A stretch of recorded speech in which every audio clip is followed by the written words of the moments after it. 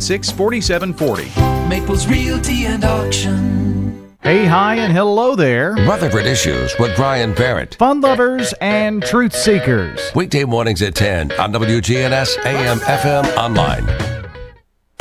Rutherford Issues with Brian Barrett on FM 101.9 and AM 1450 Murfreesboro, FM 100.5 Smyrna, and streaming at WGNSradio.com. Rutherford Issues powered by Middle Tennessee Electric. Take control of your account management and energy consumption with the MyMTE app. Download from the App Store and manage your account, improve your energy habits, and more. MTE. Serving to make life better since 1936. We're headed over to the Boys and Girls Clubs of Rutherford County, and two of my absolute favorite people joining this morning. Michelle Clifford is here, and you brought along your longtime running mate there, didn't you? I did. Good morning, Brian. You're in for a treat today because you get the duo of me and Beth Hackett.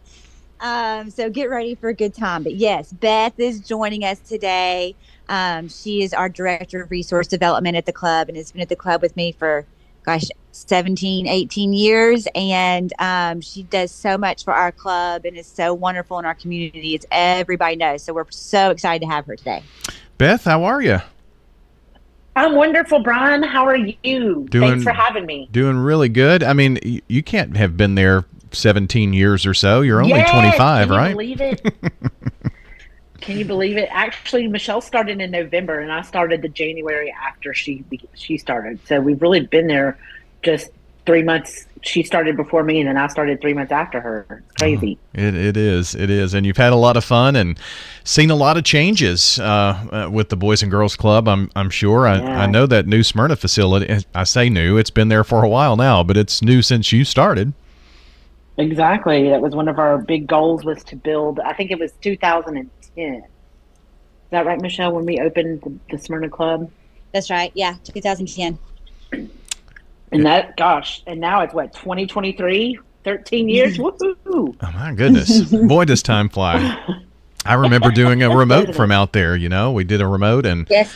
I think it was, maybe it wasn't as soon as it was open, but it was within the first month for sure. So I remember that at the picnic tables. Yeah, that's right outside. Also, I have to mention, Brian, you're still, like, when someone is put on hold at our clubs, you're the voice that is on our hold, but the hold sound. It's pretty cool. I did not realize that. I don't even remember doing that, to be honest with you. So that's cool. It's really great. Oh, well, so you get to hear me and I guess roll your eyes or something. I think it's great. Hey, Beth, you kind of describe your job. What is it that you do at the Boys and Girls Club? I do resource development. So that means communicating with the community, growing donors to be part of and believe in our mission, and just building relationships within the community to let them know that we are here, we serve kids, and we love kids and are all about youth development. That can be a challenging job, but I would think that with the material that you have to work with, I mean, who can't love what you do, Exactly. It's easy to sell your mission when you love the kids and want to believe in them and them to believe in themselves. So it's easy to sell the mission when it's that great. Well, Michelle, we have been counting down on the morning show to the end of the school year, and we're like 20 some odd days before summer break, and it's hard to believe, but it's here, isn't it? Oh, Brian, I have a countdown on my phone. It's 20 days and 5 hours until summer break for school.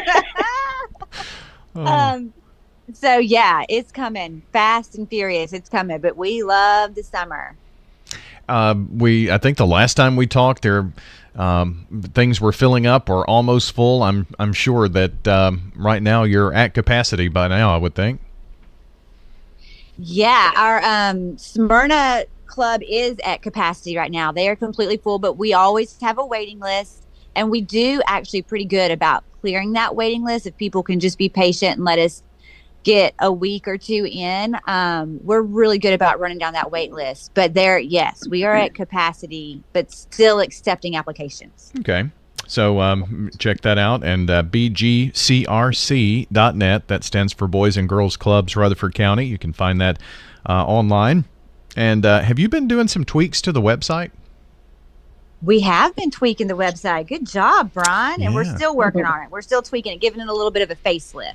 I really like it. It's very interactive, and photos and all that good stuff moving around. It's really cool. So I figured you had your hand in that somehow. We work with, Travis Swan. We love Travis Swan, and he does really good work. Absolutely. So, Beth, I hear that, and this is news to me, but apparently you know how to cook. I do know how to cook, and I love it. It's one of my passions. Is it really? I didn't know that Yes. about you. Well, then you need to come to our cooking club and let us cook with you, and you can help us learn how to cook and help with the kids. Ah, well, that sounds like a lot of fun. You're doing that in Smyrna, I think, right? Yes, sir. I'm doing it in Smyrna. So we kind of took on this concept a few months ago, and we thought about what can I do to be still involved with the kids and be with them. So kind of the only rule was we did it in one summer. We called it Tasty Tuesdays.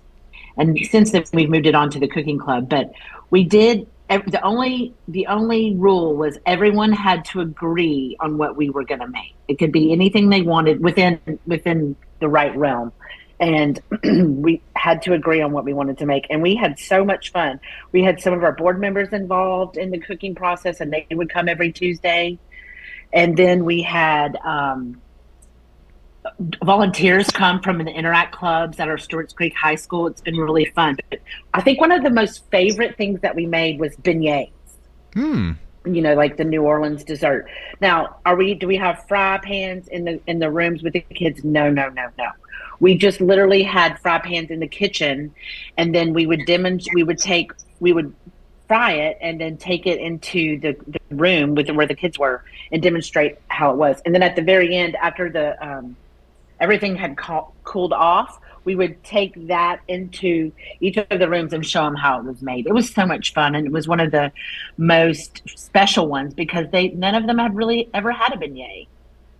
So it was really neat. And then the other thing that was a complete disaster, and I would never do again, are cake pops. Oh. I knew that's what you're going to say. They are infamous in the club now. Oh, yes. It's probably embedded into our concrete floor because it was such a mess. But we learned our lesson. Cake pops are hard to make, from what I understand. Well, we learned that as well. Hard.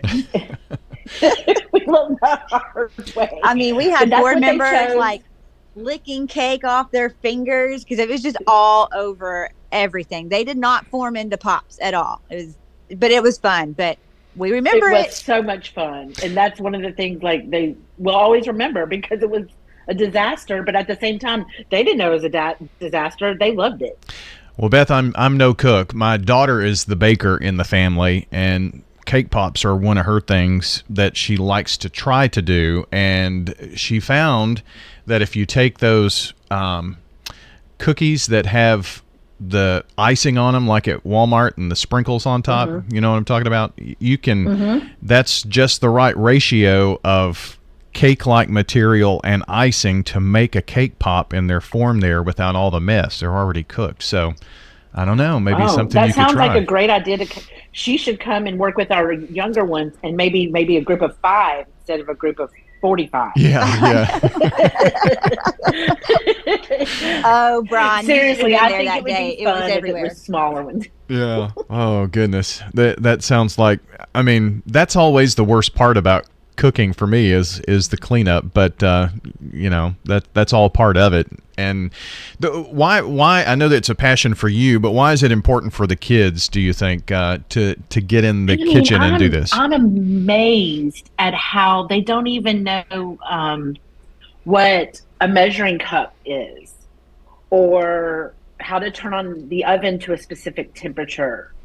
And I mean, of course, some of them do, but just the ones that really need to learn about measurements and the way that things are prepared, boiling water for pasta, that sort of thing, smoothies, how to work an actual blender and that sort of thing, and what goes in it, what makes it healthy, and then learning the ingredients on how to make something, from reading a recipe from the very beginning to the very end of the outcome. So it's really, I'm amazed at how many people don't know, or kids don't know, and what they don't know.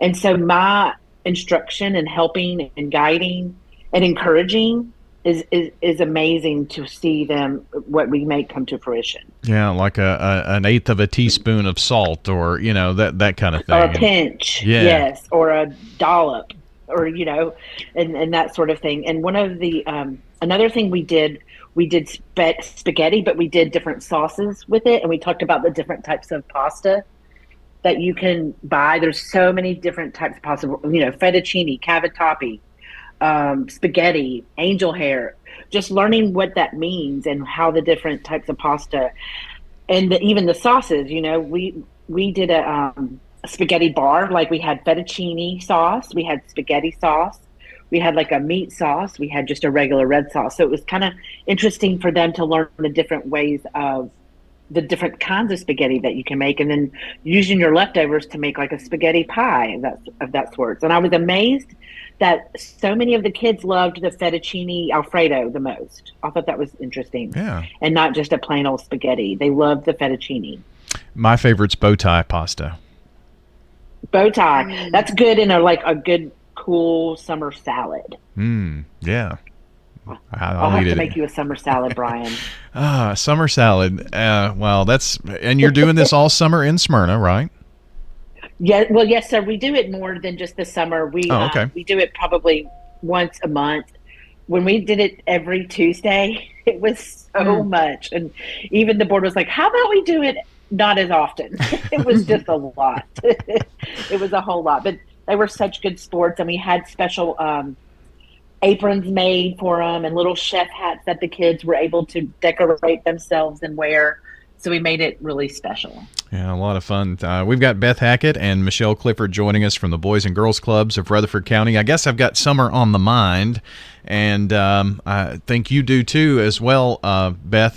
You've helped to secure a grant, I believe, for a summer reading program. Tell us about that. Yes, sir. So we are lucky enough to partner with the Dollar General Foundation, and their mission is all about youth literacy. So for the past probably, 6 years, we've partnered with them, and we have a 10-week summer program where we have a reading specialist that we hire from the school system for the summer, and they test where the kids are. So we focus on rising kindergartners, rising first graders, and rising second graders. So we take those 3 age groups because that's where we see the most need. And then we put them through a summer reading program that we use called 95 percentile. 95 percentile is an extension of what the schools city schools use in their instruction. So we just try to take kids who may be falling behind or just keep them on track to start the next school year. And it's been an amazing program. We've had some really cool twists with it. For example, I've had some local authors, children's authors, that have come in, and we bought their book, and then they come in and do a little book signing and reading. They read their own book to the kids. And then we also have local celebrities such as you, Brian, who should come in and read to our kids this summer. Why not? That's really fun.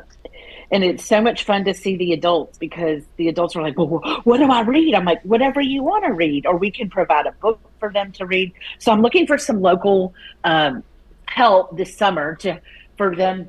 Our kids love to see any volunteers come in and read that's not their everyday staff member. So it's really fun to have celebrity people in the community.